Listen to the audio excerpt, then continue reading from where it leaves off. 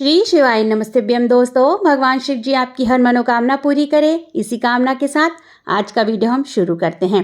दोस्तों, आज इस वीडियो में आपको संपूर्ण जानकारी देने वाले हैं कि साल 2025 में हल षष्ठी का व्रत कब रखा जाएगा। जानकारी के हिसाब से अगर आपको बता दूं तो कई राज्यों में हल षष्ठी को हर छठ या ललही छठ के नाम से भी जाना जाता है। मध्य प्रदेश में यानी हमारे यहाँ की बात करें तो इसे हर छठ व्रत के नाम से भी जाना जाता है। आपको संपूर्ण जानकारी देने वाली हूँ दोस्तों कि साल 2025 में हल षष्ठी यानी हर छठ का व्रत कब रखा जाएगा, षष्ठी तिथि कब प्रारंभ हो रही है, कब समाप्त हो रही है, पूजा का शुभ मुहूर्त क्या रहने वाला है और साथ ही साथ इस व्रत में कुछ नियम होते हैं जिनका पालन करना बहुत ही ज़्यादा आवश्यक होता है। आपको क्या चीज़ व्रत वाले दिन नहीं खानी है। अगर आपने भूल से भी ये चीज़ खा ली तो आपका जो व्रत है वो टूट भी सकता है। संपूर्ण जानकारी प्राप्त करने के लिए दोस्तों वीडियो को पूरा ध्यान से अंत तक देखिएगा, सुनिएगा। वीडियो पसंद आ जाए तो वीडियो को छोटा सा एक लाइक कर दीजिएगा और साथ ही साथ अपने ही चैनल को जरूर से सब्सक्राइब कर दीजिएगा। दोस्तों, हिंदू धर्म में हल षष्ठी व्रत का विशेष महत्व बतलाया गया है। इस दिन भगवान श्री कृष्ण के बड़े भाई बलराम जी की पूजा पूरे विधिवत तरीके से की जाती है। इस दिन बलराम जी का जन्म दिवस मनाया जाता है। भाद्रपद माह के कृष्ण पक्ष की षष्ठी तिथि को हर छठ व्रत रखा जाता है। इस व्रत को जैसा कि मैंने आपको बताया कि अलग अलग राज्यों में अलग अलग नाम से पुकारा जाता है। इसे हल छठ, ललही छठ या रांदर छठ के नाम से भी जाना जाता है और मध्य प्रदेश में इसे हर छठ व्रत के नाम से जाना जाता है। इस दिन बलराम जयंती मनाई जाती है। इस दिन भगवान श्री कृष्ण के बड़े भाई भगवान बलराम की पूरे विधिवत तरीके से पूजा की जाती है। मान्यता यह है कि इस दिन ही उनका जन्म हुआ था। हर छठ व्रत संतान की लंबी आयु व उनके खुशहाल जीवन के लिए रखा जाता है। व्रत को रखने के कुछ नियम होते हैं दोस्तों। तो जो मेरी बहनें इस बार जिनका पहला हल षष्ठी का व्रत पड़ रहा है तो वो पूरे विधिवत नियम से व्रत रखें जिस तरह से आपके यहाँ रखा जाता है। और कुछ नियम होते हैं, चलिए उन नियमों को भी मैं आपको बता देती हूँ। दोस्तों, इस व्रत में पहला नियम तो ये होता है कि जो व्रतधारी महिला होती है उस महिला को हल से जुती हुई धरती पर नहीं चलना चाहिए। सामान्य भाषा में अगर आपको बताऊं तो आपको यानी जो भी व्रतधारी महिला है उसको खेत खलिहान में नहीं चलना चाहिए, खास तौर से इस व्रत वाले दिन। और हल से जुता हुआ जो अनाज खेत पर लगता है उस अनाज को विशेष तौर से इस दिन नहीं खाया जाता है। सामान्य तौर पर अगर आपको बता दूं तो जो भी अनाज होता है खेत पर जो उगाया जाता है वो अनाज इस व्रत वाले दिन नहीं खाया जाता है। जैसे कि गेहूं, चावल, दाल, जो इस प्रकार के अनाज होते हैं ना, जो खेत पर किसानों द्वारा हल से जोत करके लगाए जाते हैं, तो वो जुता हुआ जो अनाज होता है वो इस दिन नहीं खाया जाता है। इस बात का हर व्रतधारी महिलाओं को ध्यान रखना चाहिए। और जो पहली बार इस व्रत को रख रही हैं, विशेष तौर से ये बात उनके लिए है कि उनको ना ही खेत पर चलना है और ना ही हल से जुता हुआ अनाज विशेष तौर से इस व्रत वाले दिन ग्रहण करना है।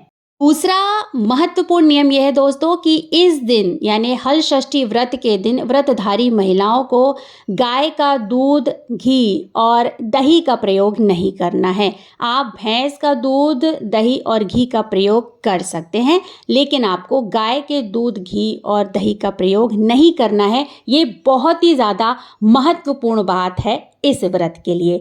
अब चलिए आपको बता देते हैं दोस्तों कि साल 2025 में हल षष्ठी की जो षष्ठी तिथि है वो कब प्रारंभ हो रही है, कब समाप्त हो रही है और हल षष्ठी का व्रत जो है वो कब रखा जाएगा। हिंदू पंचांग के अनुसार षष्ठी तिथि का प्रारंभ 14 अगस्त साल 2025 को सुबह 4:23 पर प्रारंभ हो रहा है और वहीं इसका समापन अगले दिन यानी 15 अगस्त साल 2025 को 2:07 पर समाप्त हो रहा है। में हिंदू पंचांग के अनुसार और उदय तिथि के अनुसार साल 2025 में हल षष्ठी का व्रत 14 अगस्त दिन गुरुवार को पूरे विधिवत तरीके से रखा जाएगा। दोस्तों चलिए आपको पूजा का शुभ मुहूर्त बता देते हैं। तो 3 मुहूर्त बन रहे हैं दोस्तों हलषष्ठी व्रत की पूजा के लिए।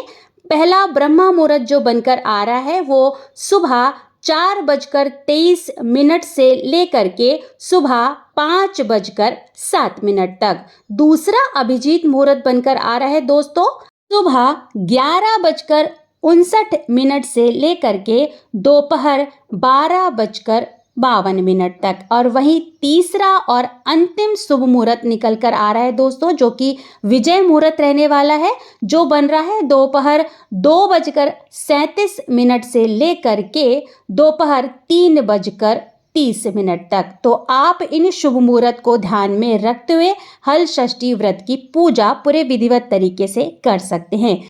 चलिए दोस्तों अब आपको हलषष्ठी व्रत की पूजा विधि भी बता देते हैं। व्रतधारी महिलाओं को सुबह जल्दी उठकर दैनिक क्रियाओं से निवृत्त होकर स्नान आदि करके स्वच्छ वस्त्र धारण करने हैं। साथ ही साथ इस दिन सूर्य देव को जल अर्पित करना है और जल अर्पित करने के बाद सुबह की पूजा करते समय व्रत का संकल्प लेना है। फिर बताए गए शुभ मुहूर्त के अनुसार फिर आपको एक चौकी लगानी है, उसमें भगवान कृष्ण व भगवान बलराम की प्रतिमा को स्थापित करना है या फोटो भी स्थापित आप कर सकते हैं। बलराम जी का शस्त्र हल है, ऐसे में उनकी प्रतिमा के पास हल रखकर पूजा करें। अगर आपके पास विशेष तौर से हल है, नहीं तो आप फोटो व प्रतिमा में जो हल है उसकी भी पूजा अर्चना कर सकते हैं। फिर आपको भगवान को चंदन लगाना है, फूल माला अर्पित करें। विशेष तौर से इस दिन हलषष्ठी व्रत के दिन जो है वो बांस से बनी हुई टोकरियां जो है उनकी पूजा की जाती है, वो चढ़ाया जाता है और 7 प्रकार का जो अनाज होता है वो चढ़ाया जाता है। तो जो भी आपके यहाँ चढ़ाया जाता है उसको विधिवत तरीके से वहाँ पर चढ़ाना है, आपको विधिवत तरीके से पूजा अर्चना करनी है। बांस की टोकरी इसलिए चढ़ाई जाती है क्योंकि ये जो व्रत है वो संतान के लिए होता है और वंश वृद्धि के लिए होता है, इसलिए बांस की टोकरी का इस दिन बहुत ही ज़्यादा विशेष महत्व होता है। तो जो भी आपके यहाँ पूजन सामग्री चढ़ाई जाती है आपको वो चढ़ाना है, विधिवत तरीके से पूजा अर्चना करनी है। भगवान को फूल माला भोग मिठाई अर्पित करने के बाद आपको आरती करना है और कथा अवश्य सुनना है कि कोई भी व्रत में अगर हम कथा नहीं सुनते हैं तो वो व्रत जो है वो पूर्ण नहीं माना जाता है, इसलिए आपको कथा अवश्य सुनना है। फिर बाद में आपको गणपति जी की, कृष्ण जी की व बलराम जी की आरती करना है। इस प्रकार से जो है वो आप अपने हलषष्ठी व्रत की पूजा कर सकते हैं। दोस्तों मैंने विशेष तौर से आपको बता दिया है कि इस दिन आपको अनाज ग्रहण नहीं करना है, आपको गाय का दूध, घी व दही का प्रयोग नहीं करना है। तो विशेष तौर से जो माताएं और जो बहनें पहली बार जो व्रत कर रही हैं उनके लिए ये जो है महत्वपूर्ण जानकारी है, तो आप इस बात का अवश्य ध्यान रखें। तो यहाँ पर मैंने आपको संपूर्ण जानकारी दे दी है दोस्तों। आशा करती हूँ आपको वीडियो पसंद आया होगा। अगर वीडियो पसंद आया दोस्तों तो वीडियो को छोटा सा एक लाइक कर दीजिएगा, साथ ही साथ अपने ही चैनल को जरूर से सब्सक्राइब कर दीजिएगा दोस्तों। बहुत जल्द मिलते हैं एक नई वीडियो के साथ, एक नई जानकारी के साथ। तब तक लिए श्री शिवाय नमस्तभ्यम। धन्यवाद दोस्तों।